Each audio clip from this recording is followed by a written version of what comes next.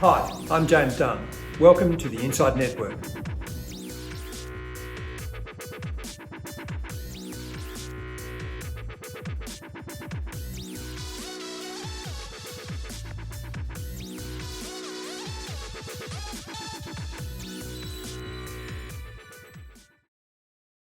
Welcome to INDepth, and my guest is Adam Bronts, Development Manager at Integrated Property Group, Castlerock.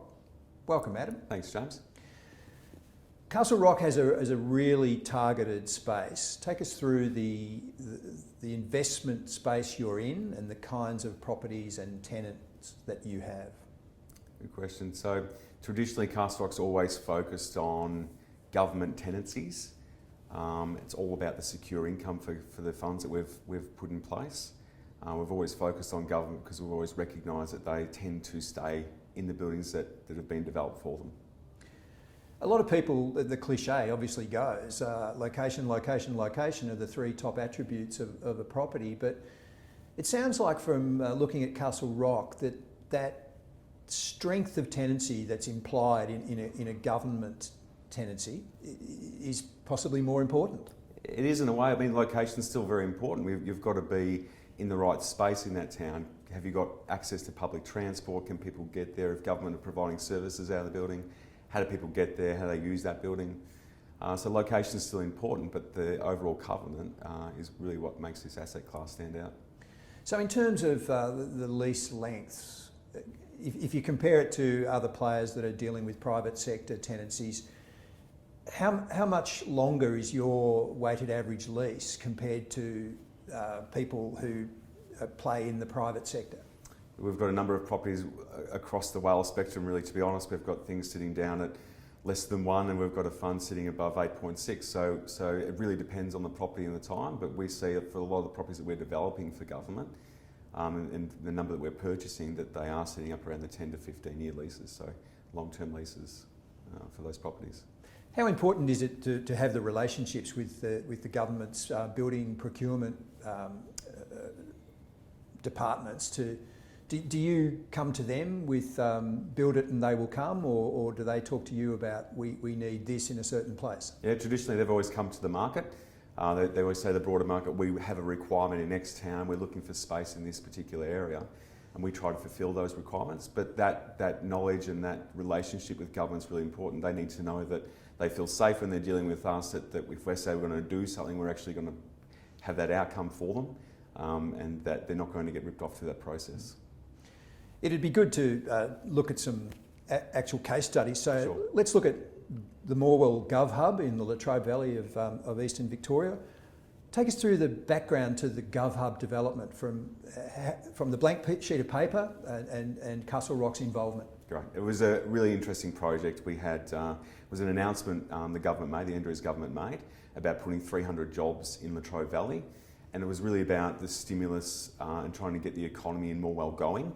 Government didn't really know what they wanted out of the building, but they knew they wanted to put 300 people down there. So it was our job to figure out, what is this building going to look like? What sort of services is going to provide the community? How is it going to interact with the community?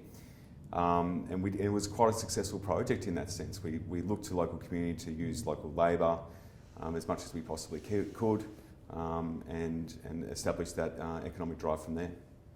So, given that it's going into an area that has had some issues, was it a project that was first of all welcomed, and second of all, as you say, with local involvement, went gangbusters and was finished quickly and no quality problems? Local community got involved. We had some really positive interactions with them at the beginning. We had a planning scheme amendment process that we went through, so we did a lot of engagement with the local community. Also through council, very supportive. I think the local community really enjoy the fact government is spending money down there and want to see more of it. It's been a really positive impact from that point of view. On this example, given that it's a state government issue, how often are you down in Melbourne talking to the government and trying to sort of encourage and stimulate that they want to decentralise, and that suits you. So Absolutely. How often are you down talking to them in Spring Street? You know what, it's constant. It's 3 times a week, 4 times a week, especially on this project. We've got all sorts of project control groups, accommodation working groups, handover groups, and it's just constant massage and making sure they get out of it what they need, and so do we. I understand it's a state-of-the-art building. Can you explain the defining features of the build? We wanted to bring something that belongs in Melbourne down to Latrobe Valley as best as we could. I mean, there's never going to be a huge office building in the middle of the CBD, but we can try and bring some of those attributes that belong in the CBD down there. So we've got fantastic end-of-trip facilities, fantastic lighting, fantastic daylight penetration.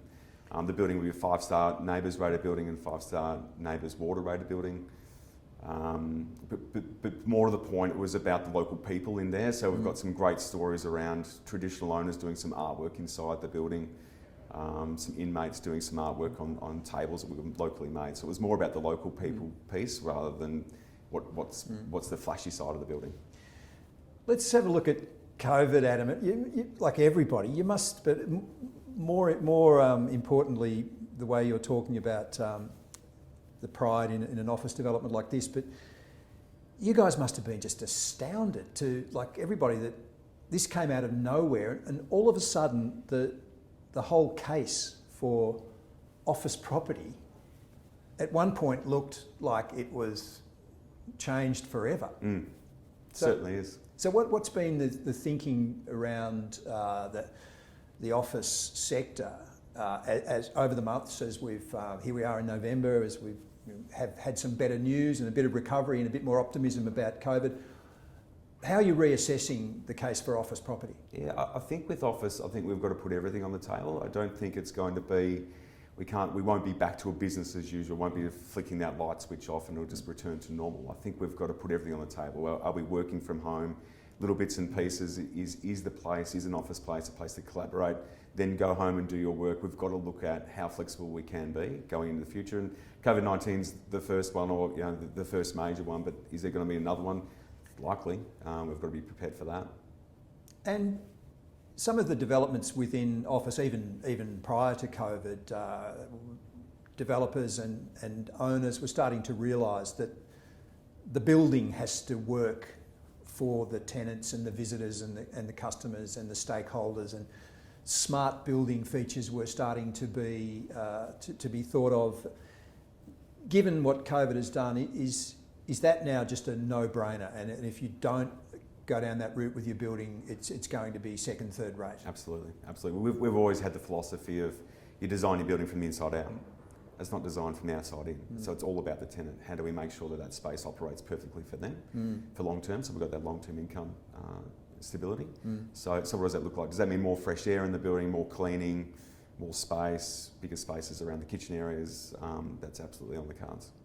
Yeah, all that user-centred design around having the building adapt to the way people move through it and use it. As you said before, hoping to bring, with this project in Morwell, you were hoping to bring something that's major world city status down to Morwell, so that must have been a given in all of that. Absolutely, absolutely. Another project I'd like to look at is Launceston, because again, a different state government, a different economy. Tasmania, though, leading the pack in Australia recently with terms of economic growth. So, from your involvement down there, that uptick in the Tasmanian economy and your work down there, how's the experience been? And we found a great opportunity to invest in Launceston. We've got a lot of investors who invest with us from Tasmania. So we saw an opportunity there to buy a building, 15-year lease to the Tassie State Government. We saw some opportunity for growth in that building as well over the years. There's some great opportunities to reposition that property going forward as well. So from that point of view, it's been a great investment. Comparing it though to Morwell, you were obviously quite excited to talk about the fantastic features in the build. How different is it when you're buying an existing building? The limitations on what you can do, trying to bring in similar features. Yeah, I mean you're buying somebody else's dream and somebody else's design, which is great, and they've done a fantastic job down there at CH Smith Centre. It is a state-of-the-art building, and they've done a great job. It's been a redevelopment of a historic building built back in the 1800s. It was a site that sat vacant for 20 years. I don't think many people could really figure out a way to develop that. So I think there were some similarities between that site and ours down in Morwell that really drew us into it as well. Somebody's worked really hard to work with the community, make sure they got the right outcome. It wasn't just whack up a suburban office building on the outskirts of Launceston. This is really well thought through, and it's a really great asset for that community. It's really interesting when you talk about the heritage aspect of that, because I can tell you're passionate about what you do, but is it more exciting to build a state-of-the-art U-Butte building with everything, all the bells and whistles, or to take a heritage facade and turn that into something really special? I think readapting a heritage facade and finding a new use for something that's old has got some really great challenges, and it'd be really exciting to be part of a project like that. On the other hand, designing something completely from scratch just gives you complete control. So look, we'll be very excited to work on a project where we're readapting an old building. Are there many differences, or any differences, with the tiers of government that you work with, from local to government to state, in terms of what they need and dealing with them? Yeah, I think with state governments we've got some really good access to some fantastic people who work high up in government. I think dealing with Commonwealth, you're probably a little bit further down the run, possibly from the projects that we've worked on in the past. But certainly with state government, you've really got some access to some fantastic people working at great levels. Are they as exacting and demanding as a private sector client would be? I think private's probably a little bit more flexible.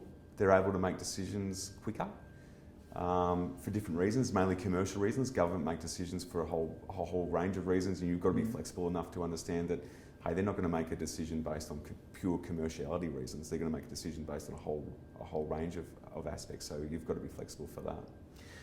Coming out of 2020, Adam, and the way the business is positioned and the opportunities that are there for the business, how are you feeling about the rest of the 2020s? Yeah, look, like 2020 is the year that it was. We're really looking forward to 21. I think government are going to come out spending, and we've seen that from the recent budget the Victorian government's put out there. There's going to be some interesting projects coming on board. There's going to be a big push to work with private sector. So I think it's going to be a really positive year.